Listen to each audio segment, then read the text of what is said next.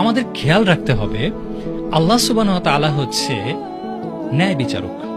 উনি আনজাস্ট করেন না, ঠিক আছে? উনি হচ্ছে ন্যায় বিচারক। তাহলে উনি যে ন্যায় বিচারক এটা আমরা মাথায় রাখলাম। সুতরাং যা কিছু আমার সাথে ঘটছে, ওই যে আপনি বললেন না যে মনে হয় আমার প্রতি ক্ষোভে, আমার প্রতি রাগ করে আমার সন্তানকে নিয়ে নিলেন, মৃত্যু হলো, বিষয়টা তা নয়, ঠিক আছে? উনি ন্যায় বিচারক, এটা আমরা মাথায় রাখবো। আল্লাহ সুবহানাহু ওয়া তাআলা কারো প্রতি জুলুম করেন না। আমি আমার উপরে জুলুম করা হারাম করেছি, এবং আল্লাহ আমাদেরকে বলছেন তোমরাও তোমাদের উপরে এবং অন্যদের উপরে জুলুম করো না।